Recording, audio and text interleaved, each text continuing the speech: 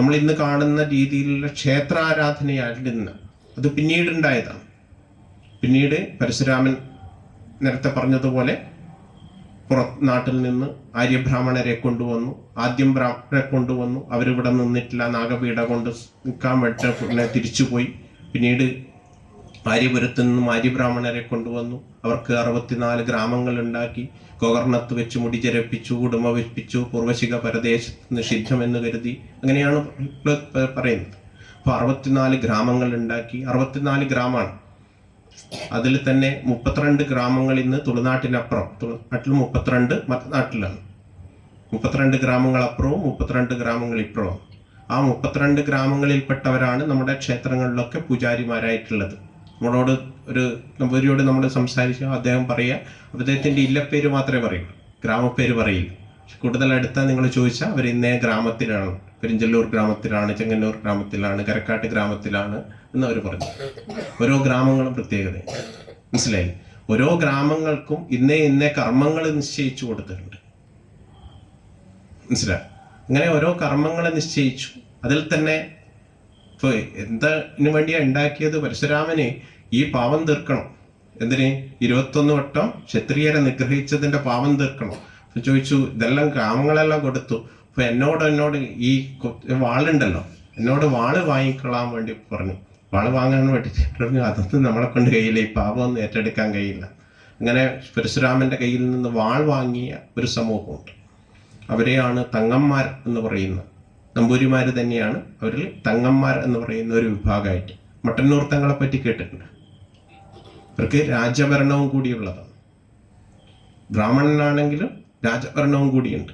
പക്ഷെ പുറത്തു പോയിട്ട് ക്ഷേത്രങ്ങളിൽ പൂജ ചെയ്യാനുള്ള അധികാരമില്ല.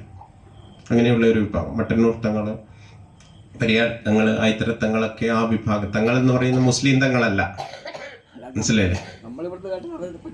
അതെ. അപ്പൊ അങ്ങനെയുള്ള ഇതിനുണ്ട്. അപ്പൊ നമ്മൾ ഈ അതിനെയൊക്കെ വരുന്ന സമയത്ത് 64 ഗ്രാമങ്ങളെ ഉണ്ടാക്കി. ഇതൊക്കെ നടന്നു വരുന്ന സമയത്താണ് കൊലത്തിരി മഹാരാജാവും പെരിഞ്ചല്ലൂർ ഗ്രാമക്കാരായിട്ടുള്ള നമ്പൂരിമാരുമായിട്ട് ഇടഞ്ഞു. മനസ്സിലായേ? പരശുരാമൻ ഉണ്ടാക്കി കൊടുത്തു, കേരളം ഉണ്ടാക്കി. കേരളം കുറേ കാലം ബ്രാഹ്മണർ ഭരിച്ചു. അതിനുശേഷം പെരുമാക്കന്മാർ ഭരിച്ചു. അതിനുശേഷം പ്രഭുക്കന്മാർ ഭരിച്ചു. രാജാക്കന്മാരിലെത്തി.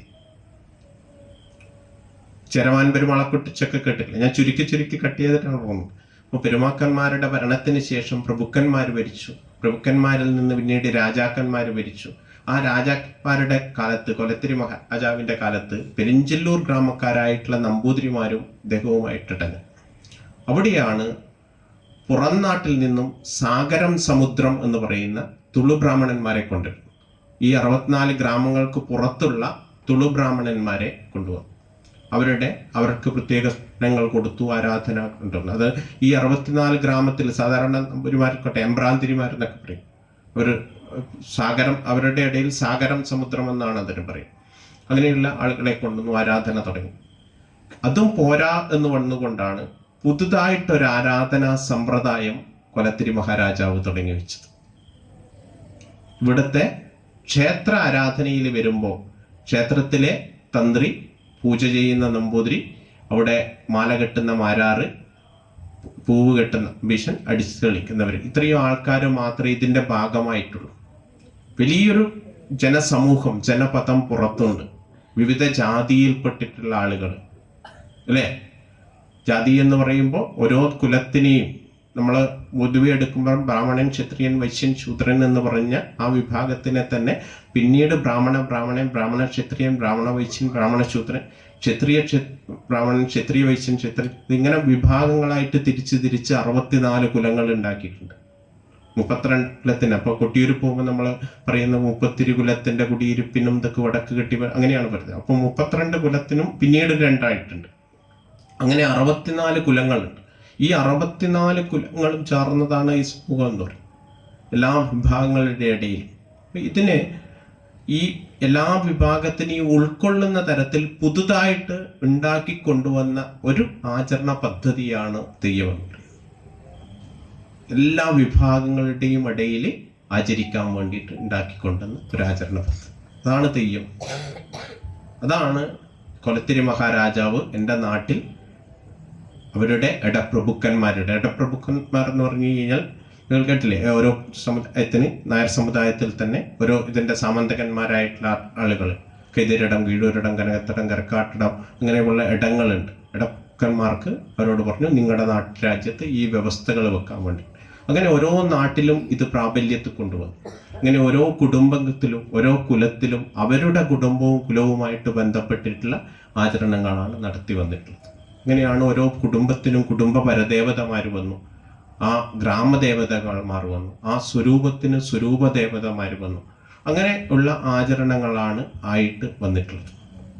അപ്പോൾ തെയ്യക്കാരിലേക്ക് എത്തിക്കഴിഞ്ഞാൽ തെയ്യം കെട്ടുന്ന ഒരു വിഭാഗം, പ്രത്യേകിച്ച് കൂടുതൽ തെയ്യം കെട്ടുന്നത് വണ്ണാൻ സമുദായം, പിന്നീട് മലയ സമുദായം, വേലൻ സമുദായം, പുലിയ സമുദായം, അങ്ങനെ വിവിധ സമുദായത്തിൽപ്പെട്ട ആളുകൾ തെയ്യങ്ങൾ കെട്ടുന്നുണ്ട്. നിങ്ങൾക്കിപ്പോൾ ഫോക്ലോറുമായിട്ട് ബന്ധപ്പെട്ടും തെയ്യത്തിനെ കുറിച്ച് അറിയുന്നത് കൊണ്ട് ഞാൻ അതിലേക്ക് അധികമായിട്ട് കടക്കുന്നില്ല. അപ്പോൾ തെയ്യത്തിൻ്റെ ഒരു തെയ്യമായി മാറുന്നത് തെയ്യത്തെ തോറ്റിച്ചമക്കുക എന്ന് പറയും. കേട്ടില്ലേ? തോറ്റം എന്ന് കേട്ടിട്ടില്ലേ? നമ്മൾ സ്വോത്രം എന്ന് പറയുന്നതിൻ്റെ ഈ രൂപമാണ് തോറ്റം എന്ന്. തോറ്റത്തെ ആദ്യത്തെ ഇത് സ്തുതിക്കലാണ്. സ്തുതിക്കുന്നതിന് മുൻപ് ആ ദൈവത്തിന് മുതിർച്ചകൾ വെക്കും. പീഠം മുതിർക്കുക എന്ന് പറയും. അതായത് ഒരു കല്ലാടി തെയ്യം കട്ടി തെയ്യം ആകാൻ വേണ്ടിയിട്ട് മുൻപോട്ടേക്ക് വന്നു കഴിഞ്ഞാൽ ആദ്യം ഒന്ന് നിശ്ചയിക്കും. ഒരു കുടുംബത്തിൽ തെയ്യം നടത്തേണ്ടതുണ്ട്, അതിനു വേണ്ടിയിട്ട് ഒരു നിശ്ചയിച്ചു കഴിഞ്ഞാൽ അത് ആ കൊലക്കാരന്, ആ തറവാട്ടിൽപ്പെട്ട ആൾ കാരണവർ അടയാളം കൊടുക്കും. അടയാളം കൊടുക്കുക എന്ന് പറഞ്ഞാൽ ഈ തെയ്യം ഇന്നേ ദിവസം ഇവിടെ വെച്ച് നമ്മൾ തെയ്യം നടത്താൻ വേണ്ടിയിട്ട് നിശ്ചയിച്ചിട്ടുണ്ട്, ഇന്നേ ദിവസം നമുക്ക് തെയ്യം നടത്തണം, അതിനൊരു അഡ്വാൻസ് കൊടുക്കുക എന്ന് പറയില്ല. അതാണ് അടയാളം കൊടുക്കുന്നത്. അതാണ് തെയ്യത്തിൻ്റെ ആദ്യത്തെ ചടങ്ങ്. അടയാളം കൊടുത്തു കഴിഞ്ഞാൽ ഇതിനു മുമ്പ് ചില പ്രധാനപ്പെട്ട സ്ഥലങ്ങളിലാണ് വരച്ചു വെക്കുക എന്ന് പറയും. അതായത് കൊലക്കാരൻ ആരാണെന്ന് ദേവഹിതം, ദൈവത്തിൻ്റെ ഹിതം നമ്മളൊക്കെ മാത്രം അറിഞ്ഞിട്ട് പോലും ദേവഹിതം അറിയും. ദൈവജ്ഞരെ കൊണ്ടുവന്നു. ദൈവജ്ഞൻ എന്ന് പറഞ്ഞാൽ കണിശ സമുദായത്തിൽപ്പെട്ട ഇതറിയുന്നത്. ഇന്ന് മറ്റുള്ളവരും ചെയ്യുന്നുണ്ട്. അതുകൊണ്ട് അപ്പം ദൈവജ്ഞന്മാരെന്നാ പറയും. നാളറിവും നല്ലറിവും, തെയ്യത്തിൻ്റെ ഭാഷയിൽ നാളറിവും നല്ലറിവുവിനെ വിളിച്ചു വരുത്തി 7 ആഴ്ച കൊണ്ടും അതൊക്കെ കേൾക്കുമ്പോൾ നല്ല രസമാണ്. തെയ്യം വാചാലിൽ പറയുന്നത് എൻ്റെ സാന്നിധ്യം എങ്ങനെയാണ് അറിയിച്ചു കൊടുത്തതെന്ന് പറഞ്ഞാൽ, പിറ്റേന്നാൾ ഭൂമി ലോകം വാനുലോകം പുലരുന്ന ഒരു സമയത്തിങ്കൽ നളറിവും നല്ലറിവുവിനെ വിളിച്ചു വരുത്തി 7 ആഴ്ച കൊണ്ടും 15 പക്കങ്ങളെ കൊണ്ടും 27 നക്ഷത്രങ്ങളെ കൊണ്ടും 108 അംശക്കാലുകളെ കൊണ്ടും ദർപ്പണബിന്ദുക്കളെ കൊണ്ടും വരിയും വരച്ചും വെച്ചും നോക്കുന്ന ഒരു ഏതാണോ ഉദയം അതിൽ ഉദയമായിട്ട് നിലനിന്ന് കൊടുത്തു എന്നൊക്കെ പറഞ്ഞിട്ടാണ് വരും. അപ്പോൾ ദൈവം എങ്ങനെയാണ് ഈ തെയ്യമായി അവിടെ സാന്നിധ്യം വന്നത് എന്നുള്ളതാണ് ആ ഇതിലെ കൂടി പറയുന്നത്. അതിൻ്റെ വഴിനട പറയുന്ന സമയത്ത് അങ്ങനെയാണ് പറയും. അപ്പോൾ ഈ കൊലക്കാരനെ നിശ്ചയിച്ചു കഴിഞ്ഞാൽ അവർക്ക് അടയാളം കൊടുക്കും. അടയാളം കൊടുത്തു കഴിഞ്ഞാൽ ചില ദിവസം 3 ദിവസം ഉള്ള തെയ്യമുണ്ട്, 5 ദിവസം ഉള്ളതുണ്ട്.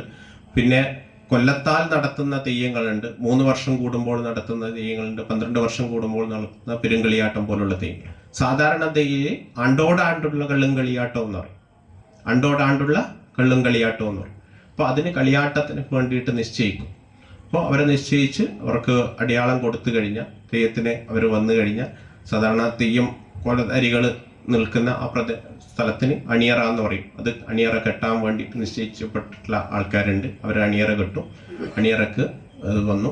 അപ്പോൾ ഇവിടുത്തെ ആ സ്ഥലത്ത് അമ്പാട്ട് എന്നാ പറയും. അമ്പാട്ട് ഉള്ള നിൽക്കുന്ന അല്ലെങ്കിൽ ആ പള്ളിയറയിൽ ആരാണ് നിൽക്കുന്നത്, നോറ്റിരിക്കുന്ന കോമരം ഇതിൽ കൂടി പീഠത്തിലേക്ക് ഇതിൻ്റെ മുൻപിൽ വന്ന് നിൽക്കുന്നവർക്ക് വിത്തിലൊക്കെ ഇട്ടം കൊടുക്കും. അപ്പോൾ ആ വന്ന ഇവിടുത്തെ കൊലധാരികൾ സ്ഥാനികന്മാരായിട്ടുള്ള ആളുകൾ, അപ്പോൾ അവിടെ എല്ലാ സമുദായത്തിൽപ്പെട്ട ആൾക്കാരും ആ പ്രദേശത്തെ ഗ്രാമപ്രദേശത്തുള്ള ആളുകൾ ഇതിൻ്റെ സ്ഥാനികരായിട്ടുണ്ടാവും.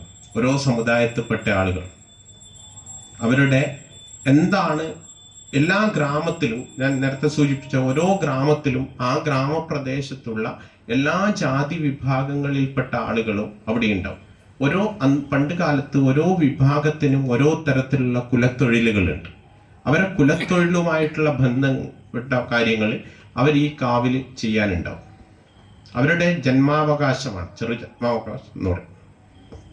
അവരുടെ അവകാശമാണ് അവിടെ ആ കാര്യങ്ങൾ ചെയ്യുക എന്നുള്ളത്.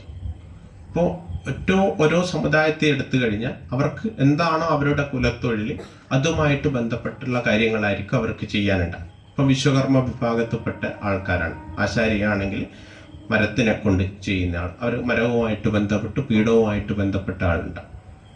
കൊല്ലൻ എന്നുള്ള ആൾക്കാർ അവരാണെങ്കിൽ ഈ ആയുധവുമായിട്ട് ദേവിയുടെ ആയുധം പക്ഷെ അവിടെ കൊല്ലാൻ എന്നുള്ള അവിടെ കൊല്ലൻ എന്നല്ല വിളിക്കുക, തിരുവായുധക്കാരാണെന്നാ ദേവി വിളിക്കുക. അതുപോലെ ഇതും തട്ടാന്മാര് സ്വർണ്ണപ്പണി എടുക്കുന്നവർ അവരെ എന്താ തിരുവാഭരണക്കാരാണ്. ദേവിയുടെ ആഭരണത്തിന്റെ ഇത് ചേർക്കേണ്ടത് തയ്യാറാക്കുന്നത് അവരാണ്. അതുപോലെ തന്നെ ഓരോ വിഭാഗത്തിനും ഇതുണ്ട്. അപ്പോൾ ആ അടിയന്തരക്കാർ അവിടെ എത്തുന്ന സമയത്ത് ആ പേരുകളിൽ കൂടിയാണ് അവർ വിളിക്കുക. അപ്പോൾ അങ്ങനെയുള്ള എല്ലാ സ്ഥാനികന്മാർക്കും വിറന്തോഴിക്കും വെറ്റില കൊടുത്ത് ഈ വെറ്റിലൊക്കെ ഇട്ട് കൊടുക്കുക. അങ്ങനെയാണ് തോറ്റത്തിന് നിൽക്കുക. തോറ്റത്തിന് ഓരോ ഘട്ടങ്ങൾ, ആദ്യം സ്തുതികൾ ഉണ്ടാവും. സ്തുതികൾ കൂടി തുടങ്ങി സ്തുതികൾ, അതിൻ്റെ താളവിട്ടം, നീട്ടുകവി, അഞ്ചടി, പൊലിച്ചുപാട്ട്, പിന്നീടാണ് തോറ്റത്തിലേക്ക് വരിക. ഈ ഓരോ ഘട്ടങ്ങളിലൂടെ കടന്നു വരും. അപ്പോൾ സ്തുതികളൊക്കെ ആ ദേവി സ്തുതികൾ, ഗണപതി സ്തുതികൾ, സരസ്വതി സ്തുതികൾ, അങ്ങനെ ആ ദേവതയെ എങ്ങനെയാണ് ഉണ്ടായിട്ടുള്ളത് അതിനൊക്കെ സ്തുതിക്കും. കവി, പിന്നെ പൊലിച്ചുപാട്ട്. പൊലിച്ചുപാട്ടാണ് ഏറ്റവും രസം. ഇതിൻ്റെ ഏറ്റവും സൗന്ദര്യം എന്ന് പറയുന്നത് രാജാവ് ഇതൊക്കെ ഉണ്ടാക്കിയിട്ടുണ്ടെങ്കിൽ ഈ തോറ്റത്തിൽ പൊലിച്ചുപാട്ട് ഉൾപ്പെടുത്തിയിട്ടുണ്ട്. അതിൽ പറയുന്നത് പൊലിക പൊലിക സ്വരൂപം പൊലിക, അതായത് ഈ നാട്ടുരാജ്യം പൊലിക, നാടുവാഴുന്ന നാട്ടുസ്വാമി പൊലിക, രാജാവ് നാട്ടുവാഴുന്ന നാട്ടുസ്വാമി പൊലിക, ഇടം വാഴുന്ന കർത്താക്കന്മാര് പൊലിക, കെട്ടിയാടുന്ന കലടി പൊലിക എന്ന് പറഞ്ഞിട്ട് അങ്ങനെയാണ് പൊലിച്ചുപാട്. അപ്പോൾ അവർക്ക് എല്ലാ ഐശ്വര്യങ്ങളും വരാൻ വേണ്ടിയിട്ട് അവസാനം ഈ കെട്ടിയാടുന്ന കനലാടിക്കും കൊണ്ടാടപ്പെടുന്ന കോമരത്തിനും നാട്ടിനും തറക്കും അവരുടെ കന്നുകാലിക്കും കുട്ടിക്കും ഒന്നും തെറ്റും വരാത്ത ഇതിനെ രക്ഷിക്കാൻ വേണ്ടി പറഞ്ഞുകൊണ്ടാണ് ഇതിൽ തോറ്റം അവസാനിക്കുക. അപ്പോൾ എന്താണ്, ഇതൊക്കെ ചൊല്ലുമന്ത്രങ്ങളാണ്. അവിടെയാണ് നമ്മൾ ശ്രദ്ധിക്കേണ്ടത്. ഈ തോറ്റം എന്ന് പറയുന്നത് ചൊല്ലുമന്ത്രമാണ്. ഇതിനെ മലയാള മന്ത്രങ്ങൾ, ശാഭര മന്ത്രങ്ങളുണ്ട്. നമുക്ക് അറിയാം, നമുക്ക് വേദത്തിന്റെ ബന്ധാവുണ്ട്, തന്ത്രത്തിന്റെ ബന്ധാവുണ്ട്, യോഗയുടെ ബന്ധാവുണ്ട്. ഇത് നാലാമത്തെ ബന്ധാവാണ് ശാഭരം ആയിട്ടുള്ള മലയാള മന്ത്രങ്ങൾ ഉപയോഗിച്ചിട്ടുള്ള, ചൊല്ലുമന്ത്രങ്ങൾ ഉപയോഗിച്ചിട്ടുള്ള ഒരു ബന്ധാവാണ് ഇതിൽ ഉപയോഗിക്കുന്നത്. വേദം എന്ന് പറയുന്നത് നമുക്കറിയാം, 4 വേദങ്ങൾ, 4 വേദാന്തങ്ങൾ, 6 വേദാംഗങ്ങൾ, 18 പുരാണങ്ങൾ, മഹാപുരാണങ്ങൾ, ഉപനിഷത്തുകൾ, ഷഡ്ദർശനങ്ങൾ, ഇതിഹാസങ്ങൾ ഒക്കെ ഉണ്ട്. അപ്പോൾ അത് വേറെയൊരു പന്താവ്, ഇത് വേറെയൊരു കളിയാണ്. ഇത് വേറെയൊരു കളിയാണ്, തികച്ചും വ്യത്യസ്തമായിട്ട്. മനസ്സിലായില്ലേ? ഒന്ന് വോളിബോൾ കളിയാണെങ്കിൽ മറ്റൊന്ന് ഫുട്ബോൾ കളിയാണ്. ഒന്ന് കൈകൊണ്ട് കളിക്കുന്നതാണ്, ഒന്ന് കാലുകൊണ്ട് കളി. ഇതിന് വേറെ തന്നെ നിയമങ്ങളാണ്. ഇത് മുഴുവൻ ആളുകളെയും ആ പ്രദേശത്തുള്ള, ആ രാജ്യത്തുള്ള, ആ പ്രദേശത്തുള്ള മുഴുവൻ ആൾക്കാരെയും ഉൾപ്പെടുത്തിക്കൊണ്ട് അതിൻ്റെ സൗന്ദര്യം നമ്മളത് ശരിക്കും മനസ്സിലാക്കി കഴിഞ്ഞാൽ എത്ര മനോഹരമായി നമുക്ക് ചിന്തിക്കാൻ പറ്റും. അന്ന് ജാതീയമായിട്ടുള്ള ഉച്ചനീചിത്വങ്ങളൊക്കെ നിലനിൽക്കുന്ന സമയത്തും മുഴുവൻ ആളുകളെയും ഒരേ പ്രദേശത്ത് കൊണ്ടുവന്നുകൊണ്ട്, അതാണ് പണ്ട് ആൾക്കാർ തമാശയിൽ പറയൂലേ, ആദ്യമായിട്ട് മുസ്ലിം തെയ്യം കാണാൻ പോയി. കഥ അറിയോ നിങ്ങൾക്ക്? കേട്ടിട്ടുണ്ടോ? ഒരു മുസ്ലിം തെയ്യം കാണാൻ പോയി. അപ്പോൾ ഒരു കട വെച്ചു, അവിടെ നാട്ടിൽ ആ ഗ്രാമപ്രദേശത്തൊരു കട വെച്ചു. അപ്പോൾ അവിടെ അടുത്തുള്ള വീട്ടിൽ ഒരു തെയ്യം കെട്ടും. അപ്പോൾ മൂപ്പരോട് പറഞ്ഞ് ഇങ്ങനെ ഒരു തെയ്യമുണ്ട്, നിങ്ങൾ പോകുന്നില്ലെന്ന്. മൂപ്പർ വലിയ കാര്യത്തിൽ കടയൊക്കെ പൂട്ടി തെയ്യം കാണാൻ പോയി. ഒരു പോകുന്ന സമയത്ത് ആദ്യം കാണുന്നത് ഈ കെട്ടാൻ വന്ന പെരുവണ്ണാനോ അല്ലെ പെരുമലയാണോ ആദ്യം വന്ന് ഇതൊക്കെ ഇട്ട് ഈ തെയ്യം നടത്തുന്ന വീട്ടുകാരനെ നമസ്കരിച്ചു. മനസ്സിലായില്ലേ? ഒരെല്ലാം വന്ന് അരിയിലൊക്കെ കൊടുത്തു. കുറച്ച് സമയം കഴിഞ്ഞ് ഇവർ തെയ്യമൊക്കെ കെട്ടി വന്ന സമയത്ത് ഈ വീട്ടുകാരൻ, തെയ്യം നടത്തുന്നയാൾ തിരിച്ച് അങ്ങോട്ടേക്ക് നമസ്കരിക്കും. മനസ്സിലായോ? ഈ കെട്ടി ആദ്യം നടത്തുന്നയാള് കെട്ടാൻ വന്നയാളെ തൊഴുതു. കുറച്ച് കഴിഞ്ഞ് തെയ്യം കെട്ടി വന്ന സമയത്ത് ഈ വീട്ടുകാർ, അപ്പം പിറ്റേന്ന് ദിവസം ചോദിച്ചു എങ്ങനെ ഉണ്ടായിരുന്നു തെയ്യം. ഇദ്ദേഹം പറഞ്ഞു, രണ്ടും കണ്ട് ഞമ്മാന്ന് പറഞ്ഞു. മനസ്സിലായേ? അദ്ദേഹത്തിന്റെ വിലയിരുത്തല് തെയ്യം എന്ന് പറഞ്ഞാൽ രണ്ടും കണ്ട് ഞമ്മാന്ന് പറയും. സാധാരണ തെയ്യത്തെ പറ്റി പറയുമ്പോൾ രസകരമായിട്ട് പറയുന്ന ഒരു കാര്യമാണ്. അപ്പോൾ അത് തന്നെയാണ് ഇതിന്റെ സൗന്ദര്യം എന്ന് പറയുന്നത്. അപ്പോൾ പരസ്പര ബഹുമാനത്തോടുകൂടി അറിവുകൾ പങ്കുവെക്കുന്ന സമയത്ത് ഈ പറയുന്ന എല്ലാ കാര്യങ്ങളും ചെയ്യുന്ന ഒരു പദ്ധതിയാണ് തെയ്യം എന്ന് പറയുന്നത്. അപ്പോൾ നമ്മൾ ചിന്തിക്കുക, നമ്മുടെ പൂർവികർ ആയിട്ടുള്ള നമ്മുടെ രാജാക്കന്മാർ, നമ്മുടെ കരണവന്മാരൊക്കെ ഇതെങ്ങനെയാണ് നടത്തി വന്നിട്ടുള്ളത് എന്ന് നമ്മളത് മനസ്സിലാക്കേണ്ടത്. അപ്പോൾ ഈ തെയ്യത്തിൽ വരുമ്പോൾ പട്ടോലകളിലൂടെ പോകുമ്പോൾ ഏറ്റവും കൂടുതലായിട്ട് ഞാൻ നേരത്തെ സൂചിപ്പിച്ചു മുച്ചിലോട്ട് ഭഗവതിക്കാണ് പട്ടോല. കണ്ടിട്ടുണ്ടോ മുച്ചിലോട്ട് ഭഗവതി? എല്ലാവരും കണ്ടിട്ടുണ്ട്. മണക്കാടൻ ഗുരുക്കൾ തോറ്റിച്ചമച്ച ദൈവങ്ങളിൽ ഏറ്റവും സൗന്ദര്യവതിയാണ് ദേവി എന്ന് പറയും. പട്ടമുടിയോട് കൂടിയിട്ട് വരുന്ന ദേവി കണ്ടിട്ടില്ലേ? അത് ആ കൈലാസക്കല്ലിൽ നിന്ന് ഉദിച്ചു വരുന്നത് കണ്ടിട്ടുണ്ടോ? സഹസ്രാമത്തിൽ വായിക്കുന്നില്ല, ഉദ്യത്ഭാനു സഹസ്രാവ, 1000 സൂര്യന്മാർ ഉദിച്ചു വരുന്നത് പോലെ കൈലാസക്കല്ലിൽ നിന്ന് ഉദിച്ചു വരുന്നത് കണ്ടിട്ടില്ലേ?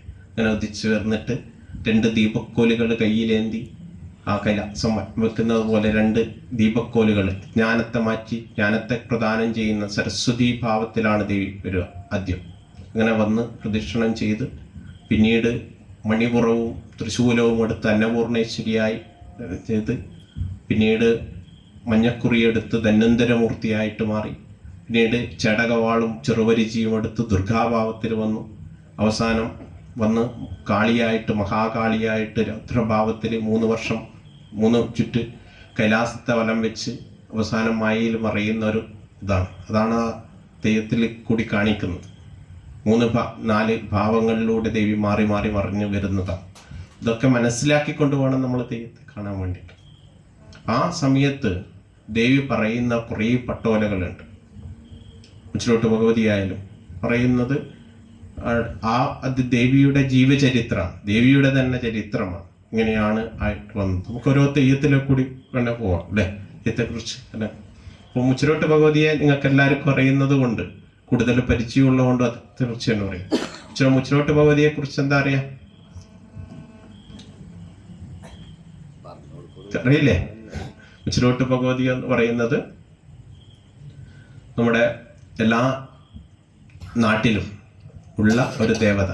ആ ദേവതയുടെ ആരൂഢ സ്ഥാനം എന്ന് പറയുന്നത് കരിവള്ളൂർ മുച്ചിലോട്ടാണ് പ്രധാനമായിട്ടുള്ള ഒരു സ്ഥലമായിട്ട് കണക്കാക്കുന്നത്. ഞാൻ നേരത്തെ പറഞ്ഞ പോലെ മണക്കാടൻ ഗുരുക്കൾ തോറ്റിച്ചമച്ച ദേവതമാരിൽ ഏറ്റവും സൗന്ദര്യവതിയാണെന്ന് പറയും. അത്രയും സൗന്ദര്യമാണ്. 1000 സൂര്യന്മാർ ഉദിച്ചുയരുന്നത് പോലെ ഉദിച്ചുവരുന്ന താമരപ്പൂവിനെ പോലെയാണ് അത്രയും സൗന്ദര്യവതിയായിട്ടുള്ള ദേവത. മറ്റൊന്ന് ഇന്ന് വരെ തെയ്യത്തിൽ ഇതിൽ അങ്ങനെ ഉണ്ടായിട്ടില്ല എന്ന് പറയും. അത്രയും സൗന്ദര്യം മഹാലക്ഷ്മിയുടെയും മഹാസരസ്വതിയുടെയും മഹാകാളിയുടെയും ഒക്കെ ഇതാണ് ആയിട്ടുള്ള 3 രൂപത്തിൽ അടങ്ങിയിട്ടുള്ള ദേവത തന്നെയാണ്. അപ്പോൾ ഈ ദേവി അറിഞ്ഞത് പരമേശ്വരനാണ് ദേവി ഉണ്ടാക്കുന്നത്. ശ്രീ പരമേശ്വരനോട് ആദ്യം ചോദിച്ചു, എന്തിനാലേ തോറ്റിച്ചമച്ചു തമ്മപ്പ എന്നിട്ട്. പരമേശ്വരന്റെ ഹോമകുണ്ടത്തുനിന്നാണ് ദേവി ഉണ്ടാകുന്നത്. ഉണ്ടായ സമയത്ത് ചോദിച്ചു, എന്തിനാലേ തോറ്റിച്ചമച്ചു തമ്മപ്പ ചോദിച്ച സമയത്ത്, നിന്നെ തോറ്റിയതോ കാര്യം പറയാൻ പൊന്മകളെ, ഇടവിലോകത്തിലെ അതായത് ഭൂമിയിലെ ചെറുമനുഷ്യർക്കുണ്ടാകുന്ന വപ്പോട് വസൂരിയോട് കഷ്ടപാന്തോട് 1 തൊട്ട് 96 മഹാവ്യാധിക്ക് സിദ്ധൌഷധമായിട്ട് പ്പിക്കണം, അതിനു വേണ്ടിയിട്ടാണ് ഉണ്ടാക്കിയതെന്ന് പറഞ്ഞു. ഭൂമിലോകത്തിലേക്ക് വന്നു. അപ്പോൾ ഇവിടത്തേക്ക് ഇറങ്ങിയ ദേവി ഈ ലോകത്തിലേക്ക് വന്നു കഴിഞ്ഞാൽ, ഇടവിലോകത്തിലേക്ക് വന്നു കഴിഞ്ഞാൽ നമ്മുടെ പ്രസാദനായിട്ട് പറഞ്ഞ പെരിഞ്ചല്ലൂർ അമ്പലത്തിൽ തേർതാണോ എന്ന് പറയും. പെരിഞ്ചല്ലൂർ അമ്പലം എന്ന് പറയുന്നത് തളിപ്പറമ്പ് രാജരാജേശ്വര ക്ഷേത്രം. ഓരോ പ്രദേശത്തും വരുന്ന സമയത്ത് സ്വരൂപത്തിലേക്ക് വരുന്ന ഈ നാട്ടുരാജ്യത്തിലേക്ക് വരുമ്പോൾ എല്ലാം അതിൻ്റെ മുമ്പ് സ്ഥാനമായിട്ട് പറയുക പെരിഞ്ചല്ലൂർ അമ്പലമാണ്. നമ്മുടെ പ്രദേശത്താണെങ്കിൽ പുറനാട്ടുകര സ്വരൂപത്തിലാണ് കൊട്ടിയൂർ ഒടക്കാട്ടിലച്ഛനെ കൈതൊഴുതു എന്നാണ് കൊട്ടിയൂരാണ് പറയുക, അല്ലെ കിഴക്ക് തിരിഞ്ഞു ഒടക്കാട്ടിലച്ഛനാണ് പ്രാധാന്യമായിട്ട് പറയുക. അപ്പോൾ പെരിഞ്ചല്ലൂർ അമ്പലത്തിൽ തീർത്ഥാടന ദേവി. അവിടെ നിന്ന് അങ്ങോട്ട് വടക്കോട്ടേക്കാണ് ദർശനം. വടക്കോട്ട് കരിവള്ളൂരിലേക്ക് പോകുന്ന സമയത്ത് ഉച്ചിലോടൻ പെരുവലാലെ പോരുന്നോ സമയത്തിങ്കൽ ദേവി ഒരു വീട് കാണുകയാണ്. ആ യാത്രികരോട് ചോദിച്ചു, പോരുന്നെൻ്റെ വഴി യാത്രികരെ കാണണ വീടും പടിപ്പുരയും ആർക്കുള്ളത്? അപ്പോൾ അവർ പറയുന്നു, ആ കാണണ്ടോ അതൊരു മുച്ചിലോടൻ പടനായരുടേതാണ്. അങ്ങനെ മുച്ചിലോടൻ പടനായര വീടാണെന്ന് പറഞ്ഞ സമയത്ത് ഞാനൊരു മുച്ചിലോടൻ ദേവകത്രേ എന്ന് പറഞ്ഞിട്ടാണ് ദേവി അവിടെ കൊടുക്കുന്നത്. അങ്ങനെ പടിപ്പുരയിൽ തണലി എന്ന പടിപ്പുരയിൽ വിശ്രമിക്കുന്നു. തണ്ണീർദാഹം വരുന്ന സമയത്ത് ഗംഗ എന്ന മണിക്കിണറിൽ പോകുന്നു. അവിടുന്ന് മണിക്കിണറിൽ നിന്ന് അവിടെയാണ് പടനായരുടെ ഭാര്യ വെള്ളം എടുക്കാൻ വേണ്ടിയിട്ട് വന്ന സമയത്ത് അതിശയമായിട്ട് കാണുന്നത്. അവിടെ വെച്ചിട്ട് എന്താണ് ദേവിയുടെ സാന്നിധ്യം മനസ്സിലാക്കുന്നത്. മണത്തിൻ്റെ മഞ്ഞക്കുസുമം പാൽ ഗന്ധം മണം പായുന്നു, ഗഡ്ഗവാളിന് ഒച്ച കേൾക്കുന്നു എന്നൊക്കെ പറഞ്ഞ് അല്ലേ. മുള്ളഗ്രൻ വള്ളിക്കണ്ണിന് ഒളിവായുന്നു. അതുപോലെ ശബ്ദരൂപ രസഗന്ധ സ്പർശമായിട്ട് അറിയുകയാണ് ദേവിയെ. ദേവിയുടെ സാന്നിധ്യം അറിയുന്നതാണ്. എന്താണ്? മണത്തിലേക്കൂടി. നമുക്കൊക്കെ ചില സ്ഥലത്ത് പോകുമ്പോൾ ചില സ്മെല്ല് കിട്ടാറില്ലേ? ദേവിയുടെ അതോരോ സാന്നിധ്യമാണ്. മഞ്ഞളിൻ്റെ മണം കിട്ടും, അല്ലെങ്കിൽ കുങ്കുമത്തിൻ്റെ മണം, അല്ലെങ്കിൽ ചന്ദനത്തിരിയുടെ മണമൊക്കെ അതൊക്കെ ഓരോ ദേവദാസ് വിദ്യങ്ങൾ മനസ്സിലാക്കുക അങ്ങനെയാണ്. അല്ലെങ്കിൽ ശബ്ദത്തിൻ്റെ രൂപത്തിൽ ഇവിടെ ദേവിയുടെ സാന്നിധ്യം അനുസരിച്ച് ചെറുപരിശിയുടെയും ഇതിൻ്റെ പരിചയുടെയും വാളിൻ്റെയൊക്കെ ശബ്ദത്തിൽ കിട്ടും. അങ്ങനെ അവിടുന്ന് പോയി അവരുടെ ഭർത്താവിനെ വിളിച്ചുകൊണ്ടെന്നു നമ്മുടെ മണിക്കിണറിൽ ഒരു സാന്നിധ്യം കണ്ടിട്ടുണ്ട്, എന്തോ ഒരു അതിശയം കാണുന്നു. അവർ വന്ന് നോക്കുമ്പോൾ കാണാൻ പറ്റിയിട്ടില്ല. അങ്ങനെ ആ സമയമാകുമ്പോഴേക്ക് ദേവി എന്താണ് അവിടുത്തെ പനയിലേക്ക് വെള്ളിയനെന്ന ഇയക്കരിമ്പനയിൽ വാസം ചെയ്തു. പിറ്റേ ദിവസം പടനായർ എഴുന്നേൽക്കുന്ന സമയത്ത് ഇത് പന വാടിക്കരിഞ്ഞുണങ്ങിയിട്ടുണ്ട്.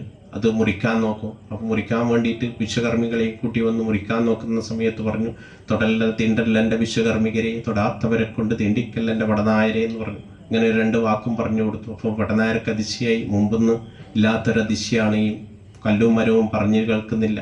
ഇതിൽ നിന്ന് ഒരു അശരീരി ഉണ്ടായി. ആ അശരീരി കേട്ടതുകൊണ്ടാണ് പടനായർ തന്നെ മുറിച്ച് പള്ളിവില്ലുണ്ടാക്കി 11 എടുത്തു. 11ാമത്തെ പള്ളിവില്ല് എടുക്കാൻ വേണ്ടിയിട്ട് പറ്റുന്നില്ല. അപ്പോൾ എടുക്കാൻ പറ്റുമെന്ന് പറഞ്ഞു, ഇങ്ങനെയൊരു ദൈവം ഉണ്ടെങ്കിൽ എൻ്റെ കൂടെ വന്നോട്ടെ. അങ്ങനെ പള്ളിവില്ല് പറന്നു, കുച്ചിലോട്ട് കോട്ടക്ക് ചേർന്നു. അങ്ങനെ ആ ദേവതയാണ് പിന്നീട് ഇവരെ ഉറങ്ങുന്ന സമയത്ത് ഉറക്കം വരുന്നില്ല. പറഞ്ഞു കൊടുത്തു, അശരീരി ഉണ്ടായി, ഞാനിരിക്കുന്ന തണൽമരം നീ മുറിച്ചിട്ടുണ്ടെങ്കിൽ നീ ഇരിക്കുന്ന പടിഞ്ഞിറ്റി എനിക്ക് വഴക്കം തരണമെന്ന് പറഞ്ഞു. ഇങ്ങനെ ആണ് ഉച്ചിരോടൻ പടനായരുടെ പടിഞ്ഞിറ്റിയിൽ വരുന്നത്. അവിടെ പിന്നീട് തീ അട്ടി അഗ്നി ഹോമകുണ്ടം തീർത്ത് അതിൽ കാടി വന്നു. പിന്നീടാണ് ദേവി ഉറച്ചൊരു നായനായിട്ട് ഉറക്കുന്നില്ലയും വേണമെന്ന് കരുതി. അതായത് ആ ദേവിക്കൊരു പ്രത്യേകതയുണ്ട്, ഏറ്റവും നല്ല ഉറപ്പുള്ള സ്ഥലത്തേ നിൽക്കും. മനസ്സിലായില്ലേ? ഉറപ്പ് എന്ന് പറഞ്ഞാൽ പിന്നീട് ദേവി പോകുന്നത് പിന്നീട് ഓരോരോ രാജാക്കന്മാരുടെയും പ്രഭുക്കന്മാരുടെയും സ്ഥലത്താണ്.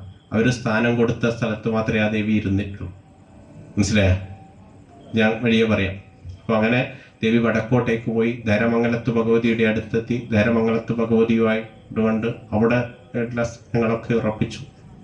അവിടെ നിന്ന് ആണ് ദേവിക്ക് ധരമംഗലത്ത് ഭഗവതിയുടെ അടുത്ത് നിന്ന് 12 വർഷം നിന്ന് അവിടെ കളിയാട്ടം ഇട്ടാണ് പിന്നീട് ഓരോ സ്ഥാനങ്ങൾ കരിവള്ളൂർ, തൃക്കരിപ്പൂർ, കോറോംകുട്ട്ല, കവണിശ്ശേരി, വളപട്ടണം, നമ്രം അങ്ങനെ പറയുന്ന കവണിശ്ശേരി വരെയുള്ള 5 സ്ഥാനങ്ങൾ കണ്ടു.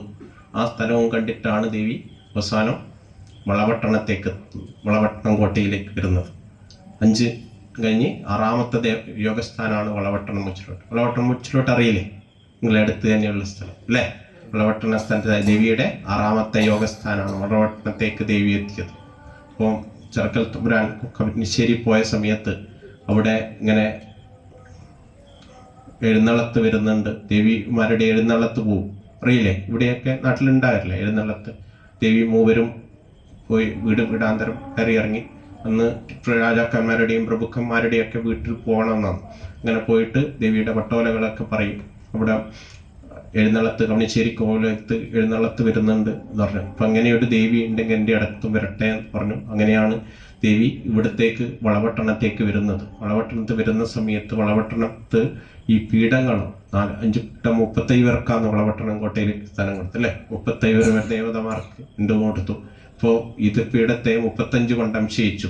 ഇങ്ങനെ 35 കൊണ്ട് അംശയിച്ച സമയത്ത് 36 ശേഷിച്ചൊരു വടദേവത പീഠം ഉച്ചിലോട്ട് ഭഗവതിക്ക് നൽകിയിട്ടുണ്ട് എന്ന് പറഞ്ഞിട്ട് ഇങ്ങനെയാണ് സ്ഥാനം കൊടുത്ത. പീഠവഴക്കം എന്ന് പറഞ്ഞൊരു സംഭവമുണ്ട്.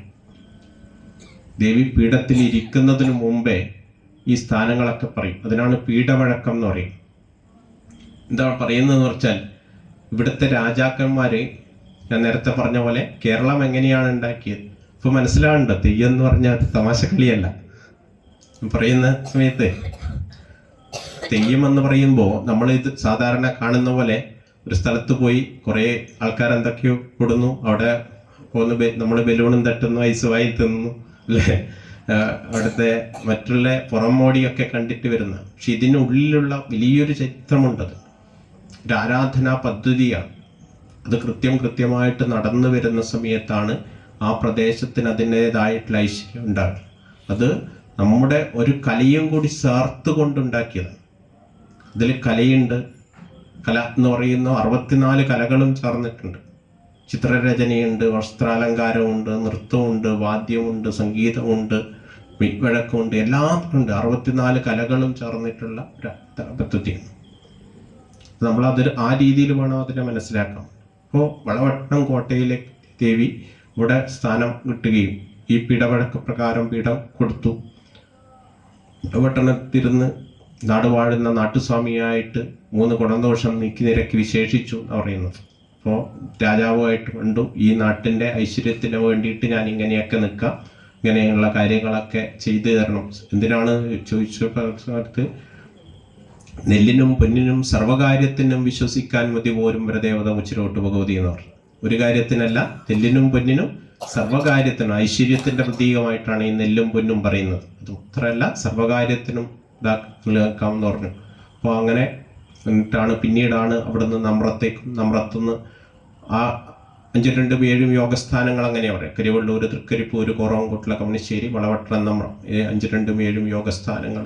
അത് പോരാഞ്ഞിട്ടാണ് അവിടുന്ന് നേരെ നമ്രത്തേക്ക് പോകുന്നത്. നമ്രത്തുനിന്ന് പിന്നീട് മറുപുത്തിരി വേണമെന്ന് പറഞ്ഞ് കൊടാപറമ്പിലേക്ക്, കൊടാപറമ്പിൽ നിന്ന് പിന്നീട് തറക്കാലിക്കടവ് കടന്ന് പുറനാട്ടുകര അമ്പത്തിരികാതം നാട്ടിലേക്ക് പോകുന്നത്. അങ്ങനെ അമ്പത്തിരികാതം നാട്ടിലാണ് 56 മുച്ചിലോട്ട് കൊട്ടക്ക്. ഇതൊക്കെ മുച്ചിലോട്ട് ഭഗവതിയുമായിട്ട് ബന്ധപ്പെട്ടിട്ടുള്ള ചരിത്രമാണ്. ഇങ്ങനെ ഓരോ ദേവതമാർക്കും അവരുമായിട്ട് ബന്ധപ്പെട്ടുള്ള ചരിത്രങ്ങൾ. അതാണ് മുമ്പ് സ്ഥാനം എന്ന് പറയും.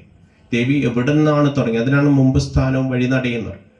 എവിടെയാണ് അതിൻ്റെ ഉൽപ്പത്തി? പെരിഞ്ചൊല്ലൂർ അമ്പലത്തിലാണോ, അല്ലെങ്കിൽ കുമ്പളം നാട്ടിൽ? മറ്റു പല ദേവതമാരും കുമ്പളം നാട്ടിൽ നിന്ന് ഇങ്ങോട്ടേക്ക് വന്നവരാണ്. ചില ദേവതമാർ അവിടെ നിന്ന് ഇങ്ങോട്ടേക്ക്, വേട്ടക്കൊരുമകൻ്റെയൊക്കെ പറയുമ്പോൾ വലശ്ശേരി വേട്ടക്കൊരുമകൻ പറയാം, അഭിമാനപ്രഭു വലശ്ശേരി വേട്ടക്കൊരുമകൻ. അപ്പോൾ ഇതൊക്കെ ഓരോ കുലങ്ങളും, ഇപ്പം നായർ സമുദായത്തിൻ്റെ കുലപതിയായിട്ട് കാണുന്ന വേട്ടക്കൊരുമകൻ, അഭിമാനപ്രഭു അഭിമാനപ്രഭു എന്ന് പറയാം. അഭിമാനപ്രഭു, ഐശ്വര്യപ്രഭു. അപ്പോൾ ഐശ്വര്യപ്രഭു എന്ന് പറയുന്നത് ഉർപ്പഴശ്ശി ദൈവത്താണ്. കണ്ടിട്ടില്ലേ? രണ്ടുപേരും കൈയും ഒന്ന് ചൂടിച്ച് 2 കിട്ടിയാൽ ഒന്ന് കിട്ടിയാൽ പതി എന്ന് പറഞ്ഞിട്ടാണ് രണ്ടുപേരും അഗ്രിമെൻ്റ് ആക്കി. അപ്പം അങ്ങനെ ചേർന്നിട്ട് രണ്ടുപേരും കയ്യും കിട്ടിച്ചിട്ടാണ് പോവുക. അപ്പം ഇങ്ങനെ ഓരോ ദേവതമാരും ഓരോ കുലത്തിൻ്റെ ഇടയിലും കുലദേവതമാരായിട്ടുണ്ട്. അപ്പോൾ ഈ ആരാധനകൾ ഓരോ സമുദായവും അവരുടേതായിട്ടുള്ള രീതി അവരുടെ ജീവിതത്തിൽ, അവരുടെ നിത്യജീവിതത്തിൽ നടത്തുന്ന കുലത്തൊഴിലുമായിട്ട് ബന്ധപ്പെട്ടുള്ള കാര്യങ്ങൾ ചെയ്യുന്ന സമയത്ത് ആണ് ഈ തെയ്യം ഉണ്ടാവും. പക്ഷെ ചില സ്ഥലങ്ങളിൽ എന്താണ്, ആ സ്വരൂപ ദേവതയെ കൂടി കെട്ടിയാടിക്കും. മനസ്സിലായില്ലേ? ഇപ്പം വിശ്വകർമ്മികളുടെ ഇടയിൽ ബാലിയെ കുലദേവതയായിട്ട് കാണുന്നുണ്ട്, ഭൈരവനെ മന്ത്രമൂർത്തികളിൽ ഭൈരവനെ കാണുന്നു. അപ്പോൾ അവിടെ സ്ഥലങ്ങളിലൊക്കെ തായ്പര ദേവതയെ കെട്ടിയാണ്. ഇപ്പം എന്തുകൊണ്ടാണ് തായ്പര ദേവത ആ സ്വരൂപത്തിൻ്റെ ദേവതയാണ്. അതുകൊണ്ടാണ് ആ സ്വരൂപ ദേവതയെ നമ്മുടെ പ്രദേശത്താണെങ്കിൽ ശ്രീപോർക്കലിയെ കെട്ടിയാണ്. ഉണ്ട് ശ്രീപോർക്കലി കുലദേവതയായിട്ടുള്ള ശ്രീപോർക്കലി ഇവിടെ സ്വരൂപത്തിൻ്റെ ദേവതയാണ്. അപ്പോൾ സ്വരൂപ ദേവതയുണ്ട്, കുലദേവതയുണ്ട്, കുടുംബപര ദേവത. അപ്പോൾ ഈ തരത്തിൽ വരുമ്പോൾ ഈ ദേവതമാർ കൂടാതെ ഭൈരവാദി പഞ്ചമൂർത്തികൾ എന്ന് പറയും. കേട്ടിട്ടുണ്ടോ? ഭൈരവാദി പഞ്ചമൂർത്തികൾ കേട്ടിട്ടില്ല? ഉണ്ട്. ഭൈരവൻ അല്ലേ? ഭൈരവൻ, കുട്ടിച്ചാത്തൻ, പൊട്ടൻ, ഗുളികൻ, ഉച്ചിട്ട, ഇതാണ് ഭൈരവാദി പഞ്ചം. ഇവിടെ കണ്ടല്ലോ, ചമ്മട്ടിക്കോട്ടത്തിന്റെ മുകളിലല്ലേ? നിങ്ങൾ ശ്രദ്ധിച്ചിട്ടില്ലേ? അവിടെ ഇതൊക്കെ കൊത്തിവെച്ചിട്ടുണ്ട്. മനസ്സിലായില്ലേ? ഇതാണ് മന്ത്രമൂർത്തികളാണ് ഭൈരവാദി പഞ്ചമൂർത്തികൾ എന്ന് പറയുന്നത്. ഇപ്പോൾ പരശുരാമൻ കൽപ്പിച്ചു കൊടുത്ത സമയത്ത് നമ്മൾ ചിന്തിക്കുക അത് നാട്ടിലെ പണിക്കറ് കെട്ടുന്നല്ലേ. ഇതേ സാധനത്തിന് ഓരോ തന്ത്രി കുടുംബങ്ങളും ആരാധിക്കുന്നു. അടിയേരി മഠത്തിൽ ഉച്ചിട്ടയാണ്. അടിയേരി, പുല്ലഞ്ചേരി, കാളകാട്ട്, കാട്ടുമാടം പറഞ്ഞു കേട്ടില്ലേ? കാളകാട്ടില്ലത്തിന് കുട്ടിച്ചാത്തണം, കാളകാട്ടില്ലത്ത്. പുല്ലഞ്ചേരി ഇത് ഭൈരവനാണ്. കാട്ടുമാടത്ത് കരുവാൾ ഭഗവതിയാണ്. അപ്പം അങ്ങനെ ഓരോ കുടുംബത്തിനും അവർക്ക് ഈ തരത്തിലുള്ള ഇതുണ്ട്. കഴിഞ്ഞ ദിവസം ഒരു സെമിനാറിൽ ഞാൻ സ്ത്രീയോട് ചോദിച്ചു, ഇപ്പോൾ എങ്ങനെയാണ് ഇപ്പോൾ സാധാരണ നമ്മുടെ വടക്കേ മലബാറിലുള്ള കുടുംബങ്ങളിലൊക്കെ കൗളാചാര പ്രകാരമുള്ള കർമ്മങ്ങളാണ് നടക്കുന്നത്. അപ്പോൾ അങ്ങയുടെ ഇതിൽ ഇത്തരത്തിലുള്ള ദേവതമാരെ എങ്ങനെയാണ് ആചരിക്കുന്നതെന്ന് ചോദിച്ച സമയത്ത് അദ്ദേഹം പറഞ്ഞത്, നമ്മുടെയൊക്കെ അവർക്ക് ഇല്ലങ്ങളിൽ ഇത്തരത്തിലുള്ള ആരാധനയുണ്ട്. പക്ഷെ ഇല്ലത്തിനകത്ത് വെച്ച് അവർക്ക് കൊടുക്കാൻ പറ്റുന്ന നിവേദ്യങ്ങൾ അവർ കൊടുക്കും. ഇല്ലത്തിനകത്ത് വെച്ച് അവരുടെ കൊട്ടിലയിലോ പടിഞ്ഞിട്ടയിലോ കൊടുക്കാൻ പറ്റുന്ന ആരാധന എങ്ങനെയാണോ ചെയ്യാൻ പറ്റുക അതവർ ചെയ്യും. പക്ഷെ പുറത്ത് അതത് സമുദായത്തിൽപ്പെട്ട അതിന് അധികാരപ്പെട്ട ആൾക്കാരെ കൊണ്ട് അത് ചെയ്യിക്കും. അറവും ബലിയും ഒക്കെ വേണ്ടത് അത് രീതിയിൽ ചെയ്യും. അപ്പോൾ ആ രീതിയിൽ ആരാധനയുണ്ട്. അതുകൊണ്ടാണ് ഞാൻ പറഞ്ഞു വന്നത്, തെയ്യമെന്ന് പറയുന്നത് നമ്മൾ ചെറിയ രീതിയിൽ കാണേണ്ടിയോ അല്ലെങ്കിൽ ഇതല്ല, അത് താന്ത്രികവും മാന്ത്രികവും ഒക്കെ ഒത്തുചേർന്നിട്ടുള്ള കലകളും ഒക്കെ ഒത്തുചേർന്ന വലിയൊരു ആരാധനാ പദ്ധതിയാണ്. അതുകൊണ്ടാണ് അത് നമ്മുടെ ജീവിതത്തിന്റെ ഭാഗമായിട്ട് വരുന്നത്. അത് നമ്മൾ കല കൂടി ചേർത്ത് കൊണ്ടായതുകൊണ്ട് നമുക്കതിനോട് നമ്മൾ കുറച്ചുകൂടി അടുത്ത് നിൽക്കുന്നു എന്ന് മാത്രം. പക്ഷെ അതിൽ വലിയ താന്ത്രിക കർമ്മങ്ങളുണ്ട്. അതിൽ യന്ത്രമുണ്ട്, മന്ത്രമുണ്ട്, തന്ത്രമുണ്ട്, ഒക്കെ ഉണ്ട്. യന്ത്രം എന്ന് പറയുമ്പോൾ നമ്മൾ സാധാരണ ചിന്തിക്കുക ഒരു തകിടാണ് മാത്രമാണ്, മനസ്സിലായില്ലേ? ഇതിൽ തട്ടും പോളയും വെച്ച് 4 ആക്കിയിട്ടും 8 ആക്കിയിട്ടും 16 ആക്കിയിട്ടും 32 ആക്കിയിട്ടും 64 ആക്കിയിട്ടും 64 കളങ്ങളൊക്കെ വെച്ചിട്ടുള്ള തന്ത്രങ്ങളുണ്ട്. അതാണ് തെയ്യത്തിന്റെ അടുത്ത് പോയി കഴിഞ്ഞാൽ ചിലപ്പം പറയും 64 കളങ്ങളിലും കളമറിഞ്ഞ് കളിച്ചവളാണ് ഞാൻ പറയും. തന്ത്രമാണത്, 64 കളം. ചതുഷ്ടി ഉപചാരാഢ്യ ചതുഷ്ടി കളാമയി എന്ന് പറഞ്ഞില്ലേ, ഇത് തന്നെയാണ് സാധനം. അപ്പൊ ഇതൊക്കെ തിരിച്ചു മറിച്ചും അങ്ങനെയാണ്. സ്ഥൂല സൂക്ഷ്മ സ്വരൂപിണിയായിരിക്കുന്ന ജഗദംബിക സത്വ രജ തമോ ഗുണങ്ങളായിട്ട് വിഘടിച്ചു എന്ന് പറയും. എന്നാ കേട്ടിട്ടുണ്ടോ? സ്ഥൂല സൂക്ഷ്മ സ്വരൂപിണിയായിരിക്കുന്ന ജഗദംബിക അതാണ് സ്ഥൂല രൂപത്തിൽ വരുമ്പോൾ. സൂക്ഷ്മ രൂപത്തിൽ വരുമ്പോൾ ബിന്ദുവായിട്ട് മാറിയത്.